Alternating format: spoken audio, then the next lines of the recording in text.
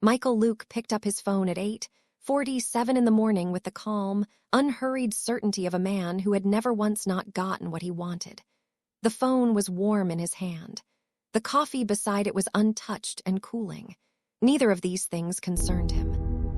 What concerned him? If concern was even the right word for what Michael Luke experienced, which was something closer to cold administrative clarity, was the employment file sitting open on the desk in front of him, and the name printed at the top of it. Ray's Mercy, domestic staff, consecutive absences, 3, contact attempts, 0. He was in the penthouse of the Cole Tower on Michigan Avenue. 40 floors above the city he had spent 20 years assembling into something that answered to him. The view from his floor-to-ceiling windows on a clear October morning was the kind of thing that made architects weep and real estate developers speak in a reverent, slightly embarrassed tone. Lake Michigan stretched east like hammered silver. The skyline curved away to the south in a procession of glass and steel that Michael had, in one form or another, touched. He did not look at it this morning. He rarely did anymore. He was 44 years old, broad across the shoulders, lean in the way of a man who had been disciplined about his body. For so long it had become structural rather than intentional.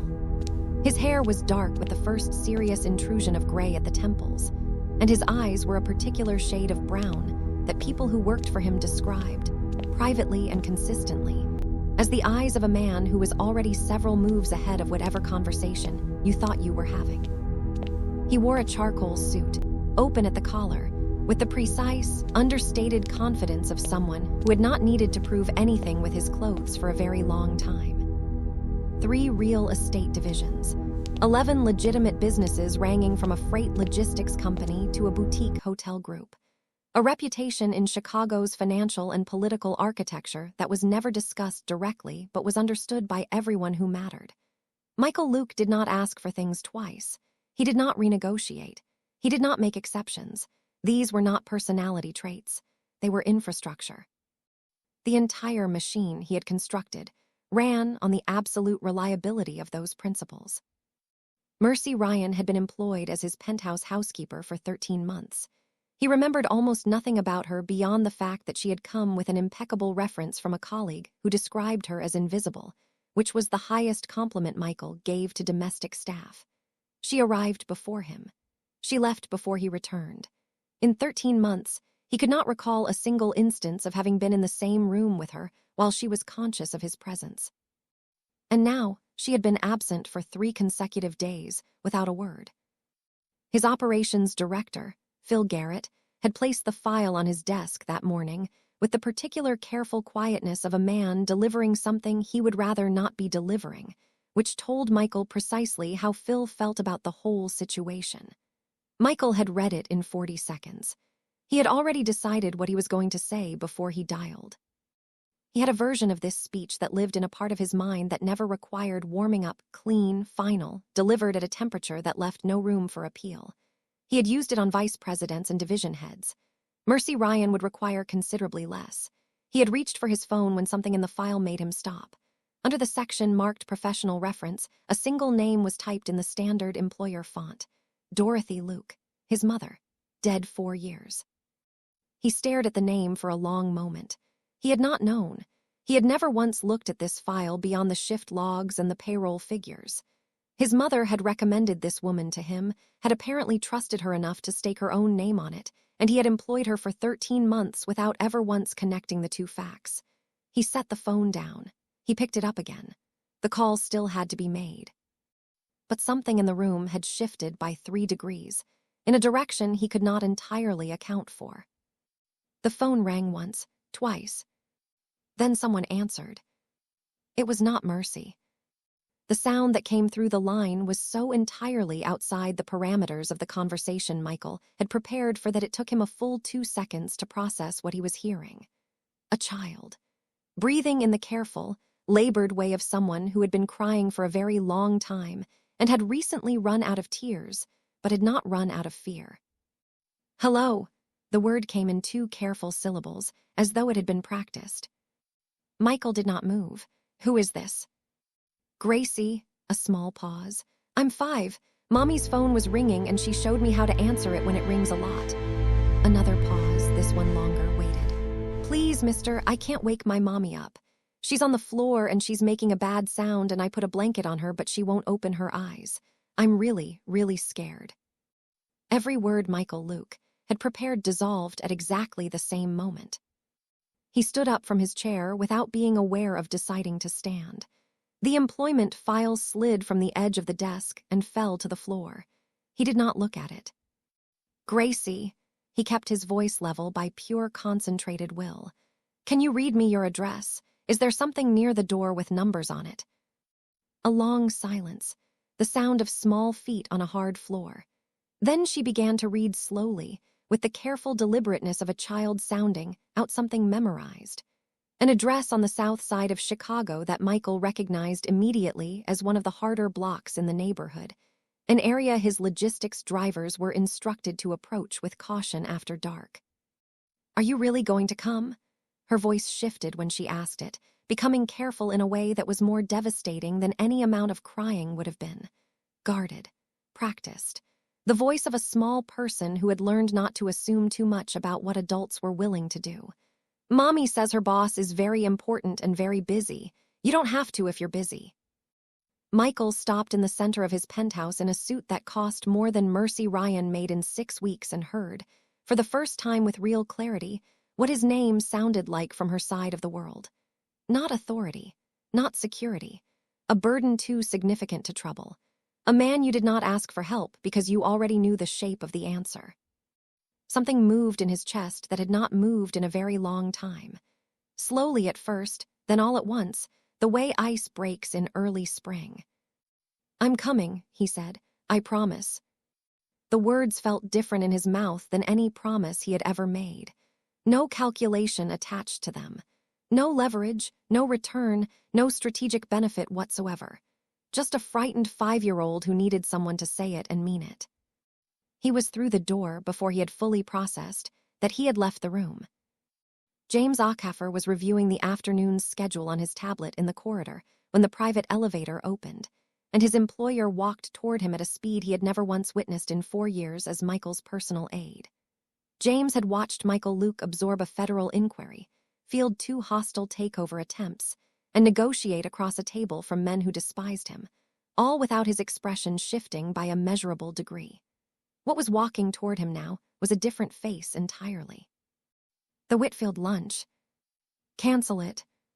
Sir, Whitfield has been rescheduled twice already. He's going to. Cancel it, James. Michael read an address from his phone without slowing. Call an ambulance to this location right now. Child alone, adult female unconscious. Do it before we reach the car. James moved on instinct, already dialing as he fell into step. The elevator opened. In the polished steel of the doors, he caught a reflection of Michael's face and paused for just a fraction of a second. In 4 years, James had catalogued every version of Michael Luke's expression. Controlled fury, calculated patience, the particular blankness of a man making a decision that other people would find difficult to live with. He had never, in 4 years, seen what was on that face right now. And it took him a moment to identify it because it was so entirely without precedent in that context. Fear not for himself, for someone else. The South Side received the black car the way it received all things that did not belong, with the flat, unhurried attention of a neighborhood that had learned long ago to notice incongruity and register it without drama. Buildings crowded the narrow street on both sides, their facades stripped back by seasons of weather and neglect. A group of men outside a corner store tracked the car's movement with the practiced peripheral attention of people for whom tracking things was simply good policy. Michael was out of the car before James had fully processed that they had stopped. The building was a 5-story walk-up with a door propped open by a folded piece of cardboard. No elevator. A stairwell where every other light was out. 3rd floor, apartment 3B, the door was unlocked, as Gracie had said it would be. Michael's hand rested on the frame before he pushed it open. He was aware, in the way that only very still men are aware of themselves, that he was bracing. He had walked through difficult doors before, doors that opened onto things that did not bear describing in polite company. But those doors he had always walked through knowing, at some structural level, that he was the most capable person on the other side of them. This door was different. He had no preparation for what was behind it, and he knew it. He pushed it open. The apartment was a single room plus a bathroom that was barely large enough to turn around in. A window above the kitchen sink let in a strip of gray autumn light that fell directly across the linoleum floor and landed on Mercy Ryan, who lay on her side near the foot of the bed. Her breathing was shallow and wrong, the labored, negotiated quality of someone whose body was working very hard to do something that should have been automatic. And beside her, sitting cross-legged on the floor with her knees pressed together and her hands folded carefully in her lap, was Gracie. She had folded a dish towel and placed it under her mother's head. She had pulled the blanket from the bed and spread it across Mercy's shoulders with the methodical seriousness of a child who understood that this was not a time for crying. There would be time for crying later. Right now, there was only the job of staying close. And Gracie had done that job, alone, without instruction, for however many hours this had been going on, with a devotion that hit Michael Luke directly behind the sternum and did not release. When she looked up and saw him in the doorway, she did not speak for a moment. She simply looked at him with large, dark eyes that were swollen from old tears but had no new ones left. Then she said, very quietly, "You came." Not a question, not relief, or not only relief, something more careful than that. The sound of a child who had hoped without being certain the hope was warranted, and was now registering with great precision that it was real. "I came," Michael said. He crossed the room in 4 steps and crouched beside Mercy. Her pulse was present but weak, stuttering, inconsistent, the signal of a system under serious strain. Her skin was dry and feverish. Her breathing up close had a deep, labored quality that he recognized without being able to name precisely. He looked at the counter. 4 prescription bottles lined up with the neatness of someone for whom order was the only form of control available. He picked up the nearest one. The expiration date on the pharmacy label was 16 months ago. He picked up the next, 11 months. The third, 7. He set them down without speaking. He understood without needing to be told. She had been managing a serious medical condition with expired medication. Not because she hadn't known, because she hadn't been able to stop. Because stopping meant collapsing a system that was already operating on the absolute minimum margin of sustainability. Then he noticed something behind the bottles. A folded envelope, propped deliberately against the wall as though placed there with intention. His name was not on it. Gracie's was, written in a careful, unhurried hand. He unfolded the top edge just far enough to see the first line. "My darling girl, if you are reading this." He stopped. He folded it back exactly as he had found it and set it down. His hands were not entirely steady. He did not examine that fact. He simply understood, in the way that certain truths arrive all at once and cannot be unmade, that Mercy Ryan had known this day might come. She had prepared for it the only way available to her quietly, alone, without telling anyone, without asking anyone for help. The same way she had apparently been doing everything else for a very long time. The ambulance was 4 minutes out. James confirmed the ETA from the hallway, where he had positioned himself with the particular tact of a man who understood that some rooms required him to wait outside. Michael stayed where he was, crouched on the linoleum floor of a 1-room apartment, and became aware that Gracie had moved without a sound and was now sitting directly beside him. She looked at her mother's face. Then she reached over and took Michael's hand, not tentatively, not the way a child reaches toward a stranger with uncertainty. She simply took it, wrapped her small fingers around 2 of his, and held on with the quiet, total commitment of someone who had made a decision and intended to honor it. Michael looked down at her hand holding his, at the contrast between them that could not have been more complete, and he did not pull away. He did not speak. He stayed on the floor of that apartment and waited with her, counted the minutes, let her hold on. The paramedics arrived in 3 minutes and 50 seconds. In the back of the car, somewhere between the apartment block and the hospital, Gracie stopped looking out the window and looked up at Michael instead. She studied his face for a long moment with the unhurried attention she applied to everything she considered worth understanding.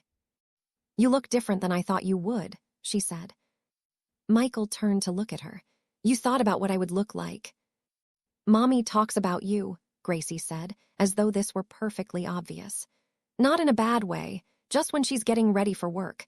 She says Mr. Luke is very particular, which means he likes things a certain way. And she says Mr. Luke works very hard, which means he is probably lonely. A pause. Are you lonely? Michael did not answer immediately. He looked at the road ahead and let the question sit in the car between them, the way Gracie always seemed entirely comfortable letting things sit. I don't know, he said finally. Gracie nodded slowly, as though that was a reasonable and honest answer. Then she said, I drew you a picture once, for my show and tell. I told my class my mommy works for someone very important. My teacher asked what your name was, and I said Michael Luke, and she looked it up and made a face. Gracie tilted her head. Why do people make that face when they hear your name? James caught Michael's eyes in the rearview mirror. Michael looked away first. He had spent 20 years building a name that made people in boardrooms and city halls straighten in their chairs. He had never once considered what it sounded like from a kindergarten classroom. What it looked like drawn in crayon for a show-and-tell audience of 5-year-olds whose mothers cleaned his floors and went home to apartments on the South Side and talked about him. Not with bitterness, not with fear, but with the quiet, matter-of-fact familiarity of someone describing a complicated piece of weather they had learned to work around. Mercy Ryan had humanized him to her daughter in a way that no one in his professional life ever had. And her daughter had brought that version of him, the lonely, particular, hardworking version, all the way to a hospital waiting room in a small backpack with a stuffed bear and a box of colored pencils. Michael Luke had been a character in Gracie's world long before today. He just hadn't known it. Gracie did not cry in the car to the hospital.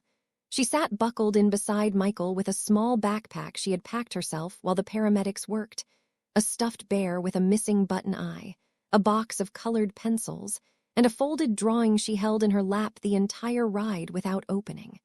She looked out the window at the city passing. After a long silence, she asked whether hospitals had apple juice. Michael told her he would make sure of it. She accepted this and returned to the window.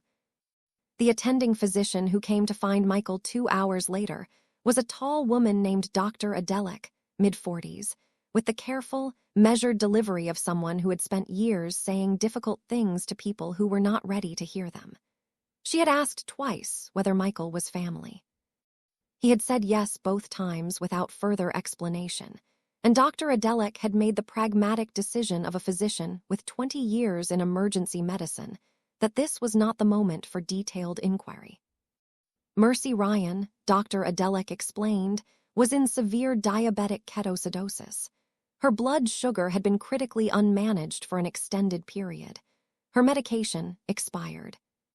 And providing only partial control, had been slowing the deterioration without stopping it. The progression suggested she had been declining for between 48 and 72 hours before losing consciousness. She was stable now, IV fluids and insulin. Her numbers were moving in the right direction.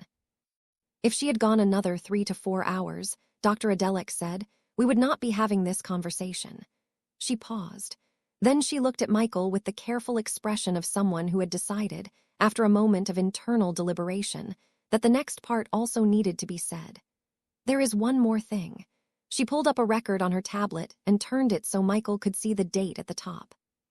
2 weeks ago, a patient matching Mercy Ryan's name and details presented at this same emergency department.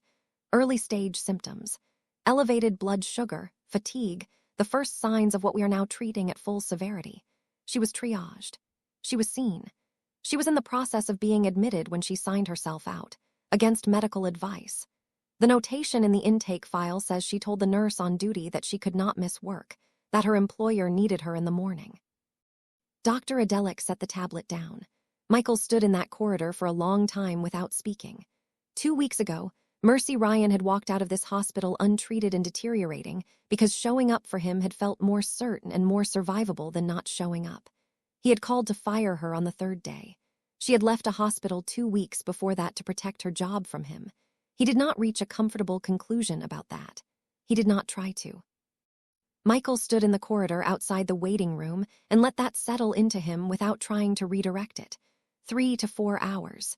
He had called on the third day because his organizational policy required that dismissals be delivered directly, not mailed. Phil Garrett had suggested sending a letter. Michael had overruled him on the grounds of institutional protocol. Mercy Ryan was alive because Michael Luke had a firm policy on the proper procedure for firing people. He stood in that corridor for a long time. He did not reach a comfortable conclusion about that fact. He did not try to. He went back to the waiting room. Gracie was in a plastic chair with her legs swinging freely above the floor, drinking the apple juice he had arranged through James and drawing on the back of the folded paper from her backpack. She did not look up when he sat beside her, but she shifted imperceptibly in her seat, moving a small, unconscious degree closer. "Is she going to wake up?" Gracie asked, still quiet, still direct. This time Michael had an answer that was true. "Yes," he said, "she is." Gracie processed this with the careful gravity she appeared to apply to everything. Then she held up the paper she had been drawing on. It was a butterfly, orange, slightly lopsided, wings uneven, committed and unmistakable. "I'm making this for when Mommy wakes up," she said. "She says butterflies mean things get better." Michael looked at the drawing for a moment and said nothing, because there was nothing that needed to be said. When the social worker arrived 40 minutes later, a brisk, organized woman named Denise with a lanyard and a clipboard, and the efficient professional composure of someone who managed difficult situations by keeping them carefully impersonal, Michael listened to the entirety of her explanation without interrupting. Emergency placement. Temporary foster family in Bridgeport. Standard procedure. The child would be comfortable. When she finished, he looked at her. "What would you need from me?" he said. "For her to come home with me tonight instead." Denise blinked. "Sir, without a prior relationship established through the system." "Then let's establish it," Michael said, without raising his voice, without shifting in his chair, with the absolute, unhurried calm of a man who has decided something and is simply waiting for the circumstances to align themselves accordingly. "I have a fully staffed residence and a secure building, and no intention of this child going somewhere unfamiliar tonight while her mother is in a hospital bed. Tell me exactly what paperwork is required." Denise looked at him for a long moment. Then she looked at Gracie, who was watching the exchange from her plastic chair with the alert, measuring attention of a child who understood considerably more than most adults assumed. Then Denise made a note on her clipboard. There were forms. There were supervisors who needed to be reached and authorizations that needed to be granted, and a verification process that James handled from the corridor with the same focused efficiency he brought to every logistical problem Michael presented him with. It took 90 minutes. Michael sat in the waiting room for all of it, beside Gracie, who finished the butterfly and started a second one in blue. At just past 9 in the evening, the paperwork signed and the temporary authorization in place, Michael stood and held out his hand to Gracie. She slid off the plastic chair, tucked both butterfly drawings into her backpack with careful, deliberate hands, and took his hand. They walked out into the cold Chicago night together. One of the most formidable men in the city's business architecture, and a 5-year-old girl who was not afraid of him at all, and got into the car. In the rearview mirror, James watched Gracie fall asleep against Michael's arm before they had left the parking structure, her small hand loosely holding 2 of his fingers. Michael was looking straight ahead, jaw set. His expression was the one James associated with decisions already made and fully committed to. But there was something else in it tonight, something that had not been there this morning. Quieter, fuller, like a room that had finally been opened after being closed for a very long time. James said nothing. He drove north toward the tower.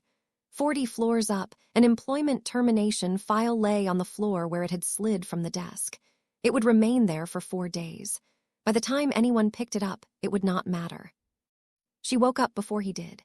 He discovered this at 6:20 in the morning when he came out of his bedroom to find her standing in the center of the living room in her socks, turning in a slow, full circle with her head tilted back, taking in the penthouse the way a surveyor might assess newly acquired land, with interest and professional attention, but without particular awe. The floor-to-ceiling windows were full of early Lake Michigan light.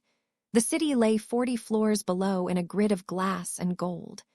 Gracie looked at it for approximately 5 seconds, then turned to Michael. "Do you have crackers?" He did not have crackers.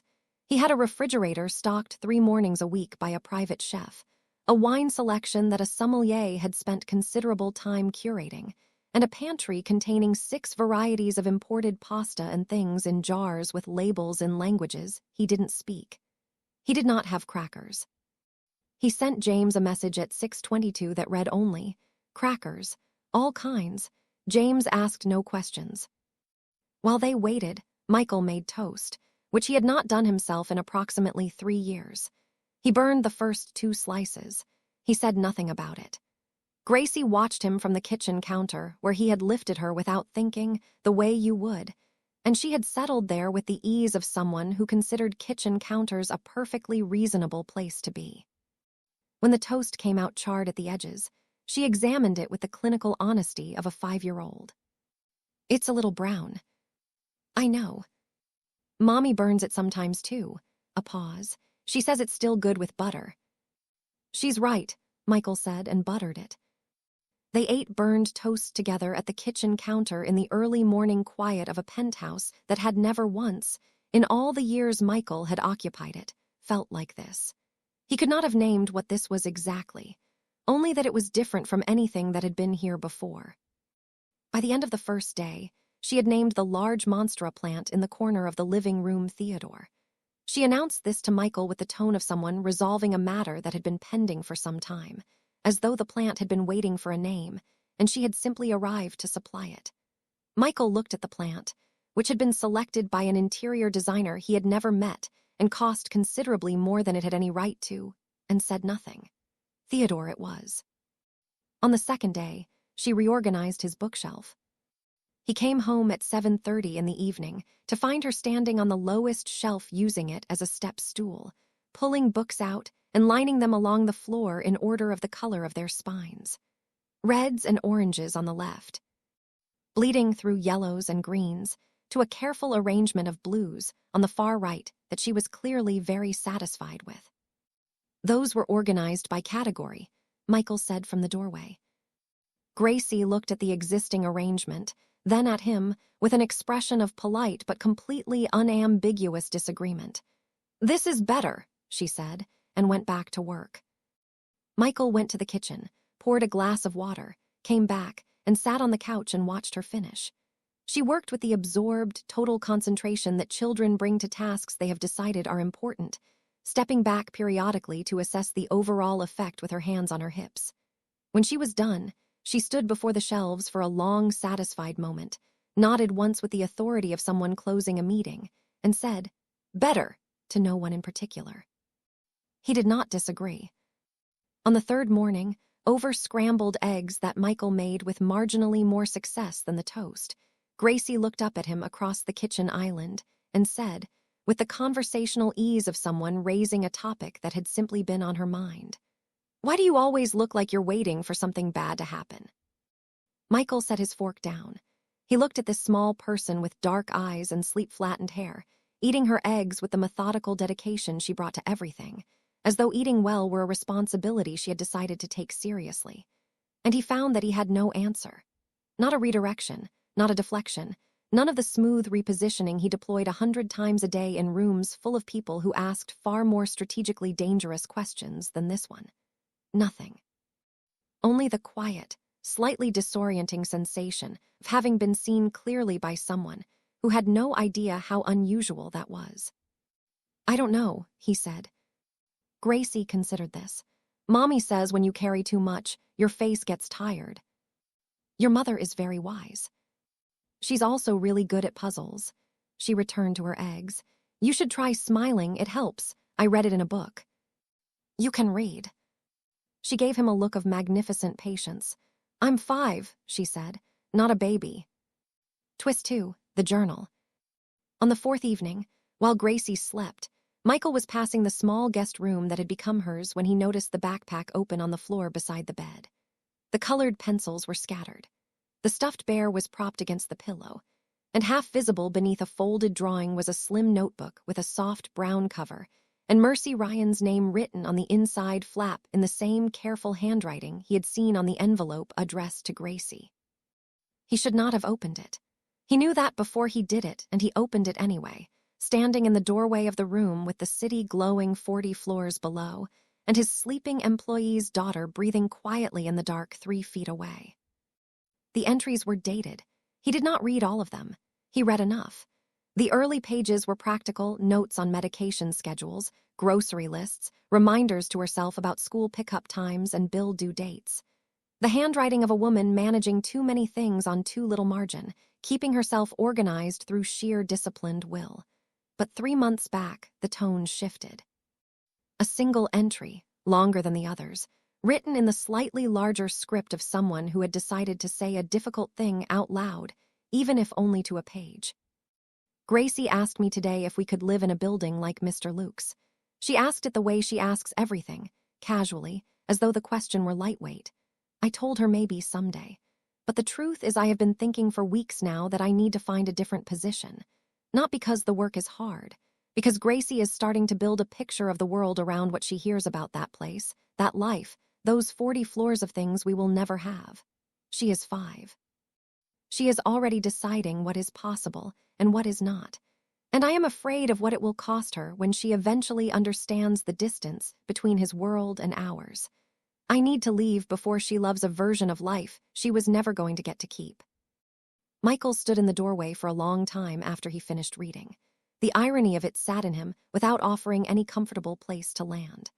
Mercy Ryan had been planning to leave to protect her daughter from getting attached to a life she could never have. And the thing that had stopped her from leaving in time was the same thing that had nearly killed her, the fear of what happened if she did not show up. He had created a trap so complete that even the people trying to escape it could not find the door. He closed the journal carefully. He set it back exactly where he had found it. Then he stood in the dark hallway outside the room where Gracie slept, looked out at the city 40 floors below, and understood for the first time what it actually meant that she was here. Not luck, not coincidence. A series of impossible choices made by a woman with no good options. Each one made in silence, each one made alone, each one made for the small person sleeping 3 feet away who had asked, in all her 5-year-old clarity, whether the man her mother worked for was lonely. Part 5, The Files. What had begun as a procedural review of Mercy Ryan's employment record became something else entirely by the second day. Michael pulled the full file, hearing documents, shift logs, payroll history, keycard entry, and exit timestamps from the building's security system. He cross-referenced everything with the maintenance schedule and the cleaning invoices. Mercy Ryan had not missed a single day of work in 13 months. Not one. She had come in early on 3 occasions. She had stayed late once without billing for the additional hours. The 3 consecutive absences that had prompted his call were the first disruption in a record of attendance so architecturally consistent it was almost defiant. He sat with that for a long time. Then, with the careful, deliberate casualness of a man who understood that the framing of a question shaped the quality of the answer, he asked Phil Garrett to conduct a general wellness check across all household and building staff. 12 people in total. Frame it as routine, he told Phil, just making sure everyone has what they need. Phil came back to him the following afternoon with the expression of a man whose findings had surprised him, which told Michael they were going to surprise him too. His building superintendent, a 53-year-old named Gerald Marsh, had been managing a shoulder injury for 9 months with over-the-counter medication at doses that were not medically appropriate, because he could not afford the time off that a proper treatment plan would require and did not believe he could ask for it. His maintenance log entries had changed in character over the past 4 months. Michael reviewed those logs every week. He had not noticed. One of the overnight security guards, a 26-year-old named Deshawn Pryor, had a parent in the hospital in another state. He had been working double shifts to cover the medical bills, running on 4 hours of sleep for the better part of 8 weeks. His performance reports were spotless. He had not asked for anything. And his personal housekeeper, Rosa, who had worked in the building for 4 years and whom Michael would have described, if asked, as a thoroughly reliable and contented employee, had been managing a serious situation at home involving a custody dispute for her daughter, the details of which she had kept entirely to herself, and which had been affecting her in ways Michael could now, looking back, see had been visible to anyone paying sufficient attention. None of them had said a word. Not one. Not a request for a day off, a schedule adjustment, a temporary loan, an accommodation of any kind. They had each simply absorbed whatever was happening in their lives and continued performing, because the alternative, the idea of bringing a personal problem to Michael Luke's attention, had apparently never presented itself as a viable option. Michael read through Phil's notes twice, then a third time. He had built this. He understood that now with the clarity of someone who had just been handed the final piece of a picture he had been looking at from the wrong angle for years. Not through malice, not through any conscious policy of indifference. He had built it through 4 decades of demonstrating, consistently, without exception, in every decision and every room and every interaction. That performance was the only currency he recognized, and that anything which interfered with performance was by definition a problem to be addressed or eliminated. He had never once said, "Do not tell me when you are struggling." He had never needed to. He had communicated it through every other available channel. And it had arrived exactly as sent. Fear, it turned out, was an extraordinarily efficient communicator. And the most insidious thing about an organization built on it was not that people stopped working. They didn't. They worked harder. They worked longer. They worked through injuries and grief and financial collapse and personal crisis because the fear of what would happen if they didn't was a more immediate and present force than any of the things that were actually happening to them. The output stayed consistent. The performance metrics held. And underneath it, invisible and unexamined, everything structural was beginning to quietly rot. He thought about the expiration dates on Mercy's prescription bottles. 13 months of arriving before him, leaving before him, managing a life-threatening condition in total silence, keeping it invisible, keeping her head down. An exemplary employee by every measurable standard. And the thing that had made all of it necessary, the thing that had made asking for help simply unthinkable, was the simple fact that he was her employer. He closed the file. Theodore the Monstrous stood in the corner of the living room and offered no opinion. Michael sat at his desk for a very long time without moving. Part 6, The Confrontation. Raymond Ashby had noticed the shift before most people in Michael's orbit had registered that there was a shift to notice. That was Raymond's particular talent. He read the movement of power the way navigators read water, by paying attention to things that most people dismissed as surface. And the movement he was currently reading had started, in his estimation, the moment a child had answered a phone that wasn't supposed to be answered. Raymond was 53, silver-haired, and carried himself with the polished ease of a man who had spent his career as the second most important person in every room he entered. He was Michael's senior partner on 3 of the most significant real estate acquisitions of the past decade. He was also, Michael had understood with increasing clarity over the past several weeks, deeply interested in whether Michael Luke's recent recalibration represented an opportunity. He had not moved openly. Raymond Ashby never moved openly. He had begun instead with conversation, careful, planted observations in casual exchanges with board members and division heads. Michael's been distracted. The Whitfield relationship is strained. There's a domestic situation that seems to be affecting his focus. Just raising concerns, just being a good partner. By the end of the second week, 2 board members had quietly begun positioning themselves with a certain new attentiveness toward Raymond's perspective. Not defection, nothing so visible or committed. A recalibration, a hedging. The kind of thing that happened when people who had committed themselves to a center of gravity began to wonder whether that center was shifting.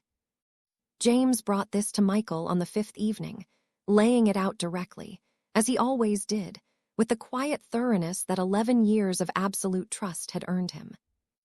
Michael listened without interrupting. From the living room came the sound of Gracie explaining to Theodore, with great patience and apparent thoroughness, that plants needed consistent watering and did not like being moved because moving stressed them out, and she had read this in the green section of the bookshelf. Michael almost smiled. "Where does Raymond think I am?" he said. James understood the question. "He thinks you're somewhere else, that you've been distracted long enough for the ground to shift." "Good," Michael said. "Let him keep thinking that." He rose from the desk and went to check on Gracie and Theodore. James remained in the office, turning that single word over in his mind. Good. Not "we'll address it," not "get me specifics," just good. The word of a man who had been watching the whole time and had needed everyone around him to believe, for a little while longer, that he hadn't. The dinner was at a private dining room at the top of the Meridian Club, a room that did not appear in any public listing, and whose 6 tables, on any given evening, held people who collectively shaped more of Chicago's actual infrastructure than the entire city council. Michael had chosen it because Raymond would interpret the invitation as a concession, neutral ground, a gesture of collegial respect. Because Raymond, like most people who believed they were winning, had stopped questioning the gifts they were given. The 4 board members arrived between 7 and 7:15. Raymond arrived at 7:20, which was 5 minutes past the time Michael had specified. Michael noted the 5 minutes. He said nothing. They ordered.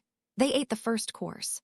Michael spoke about ordinary things, a logistics renegotiation, a zoning variance on the West Side development, and was to all appearances entirely present and entirely untroubled, which was, to anyone who had known him long enough, one of the most unsettling versions of him available.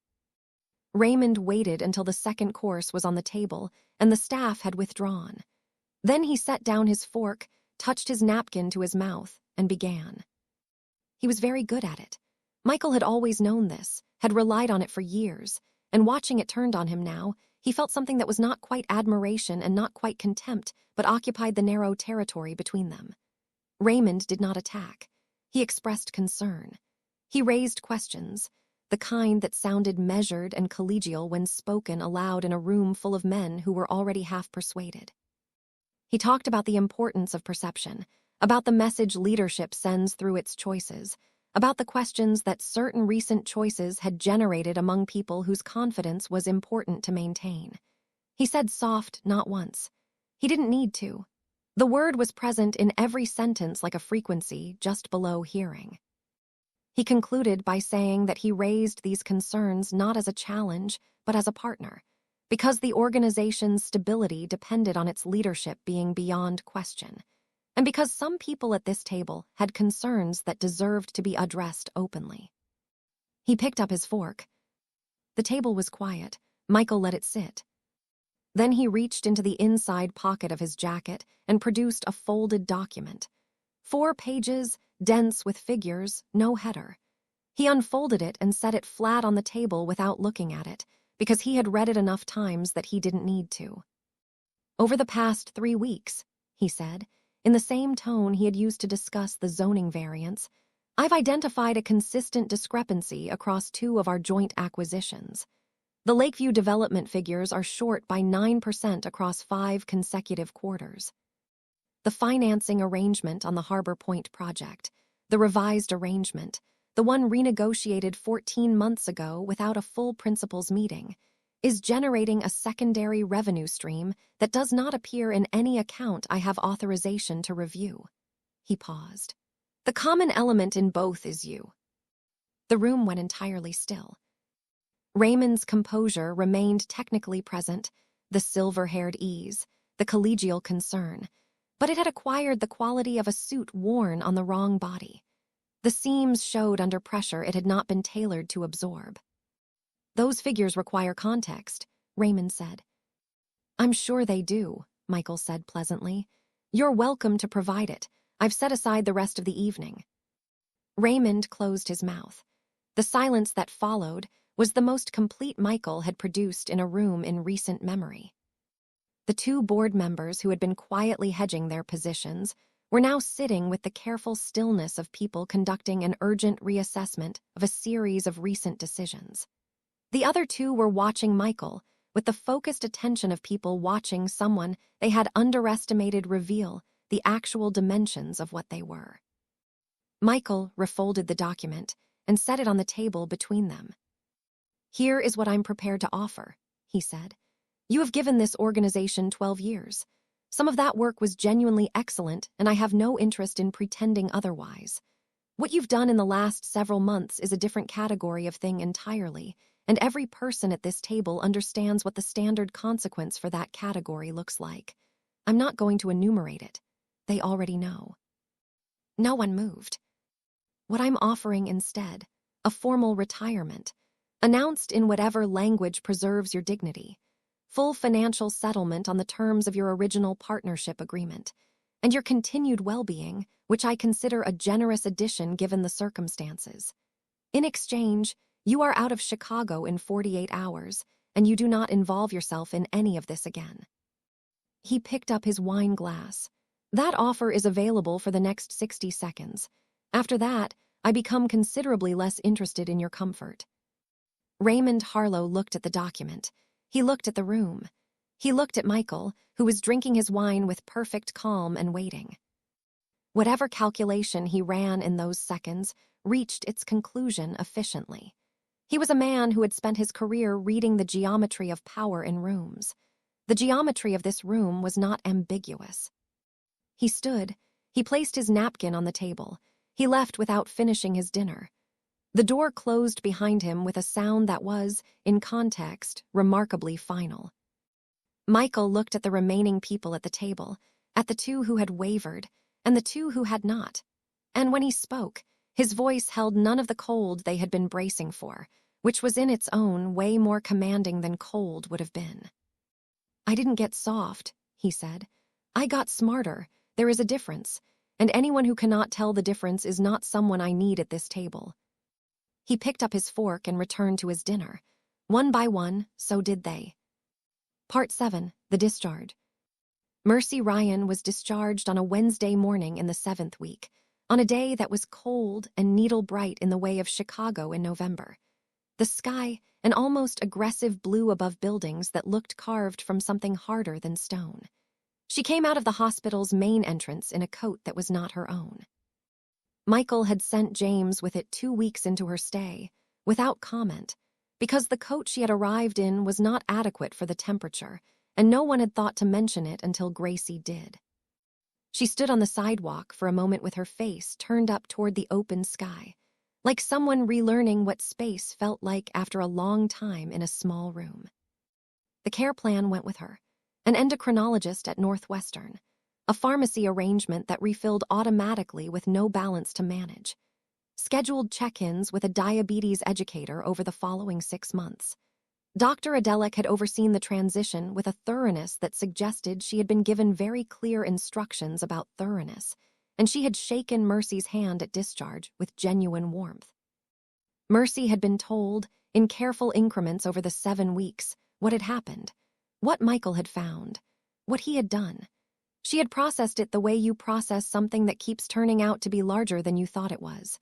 She had cried twice in conversations with the hospital social worker and had said very little to Michael directly on his visits. She was formal with him, careful in the specific way of someone who had spent 13 months making herself invisible to a person who was now inexplicably responsible for the fact that she was alive, and who did not yet have the correct emotional vocabulary for the distance that no longer existed between them. The legal arrangement was prepared by a firm Michael retained for matters requiring precision and discretion. It was not guardianship. Mercy was Gracie's mother, present, recovering, fully capable. There was no legal or human justification for anything that would alter that fundamental fact. What was prepared instead was a support structure. A trust in Gracie's name covering her education through university, a healthcare provision covering Mercy for the next 12 years with no out-of-pocket costs, and a housing arrangement, a proper apartment, a lease held in a stable and permanent manner, not contingent on continued employment by anyone. The particular fear Mercy had been living with, the fear that losing a job meant losing a home, that her daughter's security was balanced on her own continued performance, was no longer a variable in her life. Mercy read the document 3 times before signing it. Then she looked at Michael across the lawyer's desk with an expression he found difficult to categorize. Not gratitude alone, though that was present. Something underneath it that was harder and more honest, the look of a woman who understood what the document represented, and also understood what its existence said about the period before it existed, and who had decided to hold both of those truths without allowing one to cancel out the other. "Thank you," she said. It was the most direct thing she had said to him in 8 weeks. "I'm sorry it took this long," Michael said. It was the most honest thing he had said to almost anyone in considerably longer than that. Part 8, the butterfly lesson. He called his daughter on a Thursday evening from the office, sitting at the desk where the termination file had once fallen to the floor, and where Theodore's predecessor had eventually been relocated to the hallway to make room for the smaller pot of herbs that Gracie had decided they were growing next. He had composed nothing in advance. He had come to understand, over the past several weeks, that composing things in advance was a way of managing for a particular response rather than genuinely opening to one, and that the distinction mattered more than he had historically been willing to admit. The phone rang 4 times. He was preparing for voicemail when Sophia answered. "Dad." The word arrived with the specific weight of something that had once been easier and was now handled carefully by both of them, carrying the accumulated history of all the times it had gone unsaid, all the school events he had missed, all the weekends that had been rescheduled, all the rooms she had grown up in while he was growing an empire. Sophia was 22. She had her mother's clarity and her own particular kind of self-possession that Michael recognized and did not take credit for, because her mother had built most of it in the space he had vacated. "I wanted to call," Michael said. "Not about anything specific, I just wanted to call." A pause. "I've been thinking about some things, about the way I've done things. I'm not going to make a speech out of it, you don't need that. But I wanted you to know that I understand what I've missed. I'm not trying to renegotiate history. I'm just," he found the word, "here, if that means anything to you." A longer pause. The particular silence of someone deciding how much to meet the thing being offered. "There's this little girl," Sophia said finally. "Gracie, right? Mom told me. She said you have a 5-year-old reorganizing your apartment." "My bookshelves are now organized by color."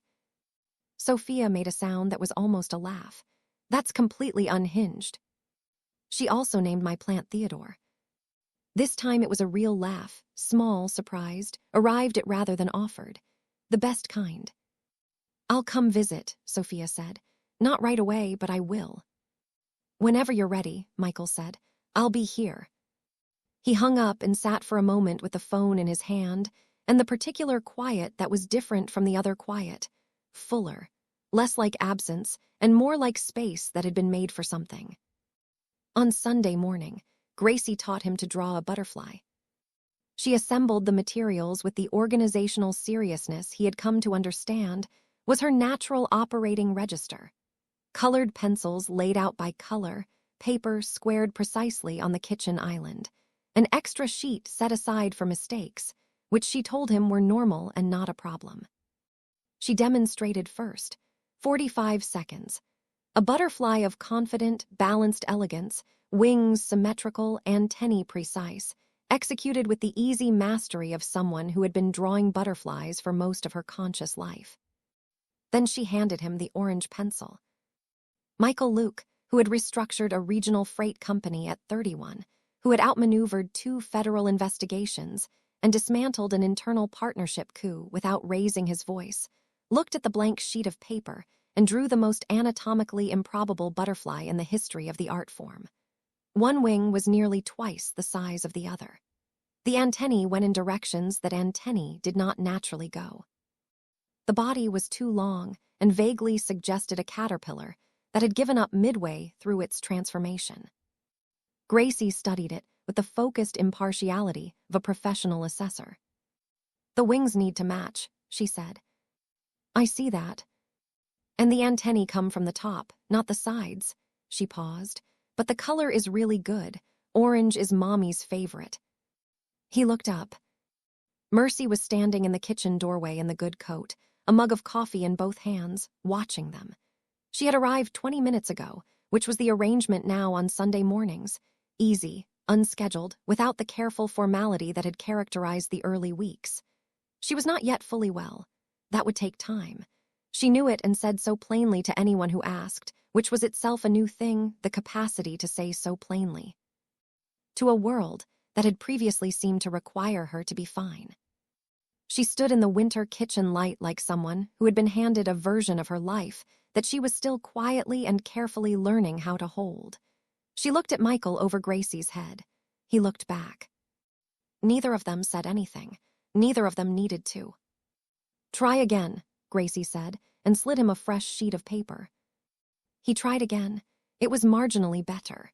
She was delighted in the total, uncomplicated way that children are delighted by effort, not because the result is good, but because the trying is real, and she knew the difference, and it mattered to her. Outside, Chicago went about its Sunday business 40 floors below. Indifferent, enormous, and entirely unaware that anything had changed. But things had changed. In the way that real changes happen, not in a single dramatic moment, but in the accumulation of small ones, each unremarkable on its own, building quietly into something that could not be undone, and that, examined from any honest angle, was nothing other than good. The most formidable man in Chicago's business architecture was drawing butterflies badly at his kitchen island and sitting still for the correction. And he was, in every way that had ever actually mattered, exactly where he was supposed to be. Twist 3, what Mercy finally said. It was a Tuesday, 3 weeks after her discharge, on a morning when Gracie was at school and the penthouse was quiet and Mercy had arrived early the way she always had. She was not yet back at work. She had said she was not ready to return to the cleaning position, and Michael had said that was fine, and neither of them had discussed what she would return to instead, because that conversation required a different shape than either of them had found yet. She came on Tuesdays now and sat with coffee, and sometimes brought something for Theodore and sometimes just sat. It was not a formal arrangement. It was simply what happened on Tuesday mornings, and neither of them had seen a reason to name it. On this particular Tuesday, Mercy set her mug down and looked at Michael across the kitchen island with the expression he had come to recognize as her version of resolve. The look of a woman who had decided to say a thing and was simply organizing the words into the correct order before she began. There is something you need to know, she said. I should have told you sooner. I told myself it did not matter. I was wrong about that. Michael waited. He had learned, in the weeks since Mercy had re-entered his life in this new and uncategorizable way, that she said exactly what she intended to say, and that the best thing he could do was be still and let her say it. Gracie's father, she said. She said the words without embellishment, without apology, the way she said everything that cost her. His name is Philip Garrett. The kitchen was very quiet for a moment. The city moved 40 floors below, indifferent and unhurried. Theodore stood in his corner. The colored pencils Gracie had left on the counter were still lined up in color order because that was the only order she recognized. Phil Garrett, his operations director, the man who had placed Mercy's termination file on his desk that morning with careful quietness. The man who had suggested, without meeting Michael's eyes, that perhaps a letter would save time. The man who had known, when he handed over that file, exactly whose name was in it and exactly what was behind the 3 days of silence, and had said nothing. Had handed his employer the paperwork to fire the mother of his own child and walked out of the room. Mercy read his face the way she had quietly learned to read it over these weeks. He did not know about Gracie, she said. I never told him. I made that choice deliberately, and I do not regret it. What I regret is not telling you sooner, because you deserve to understand the full picture of what you walked into that day. And because Phil Garrett has been sitting in your building for 6 weeks knowing that I nearly died, knowing that Gracie was with you, and choosing to say nothing. And that, she said quietly, is something you need to decide what to do with. Michael stood at the kitchen island for a long time after she finished. He thought about the file placed with careful quietness. The suggestion of a letter to save time. 6 weeks of silence from a man who sat 30 feet from his office every morning and had watched everything unfold and had chosen, every single day, to keep choosing nothing. He thought about Gracie at her show and tell, drawing a picture of a man she knew only by name and reputation. He thought about the journal entry. I need to leave before she loves a version of life she was never going to get to keep. He thought about the butterfly lesson and the burned toast.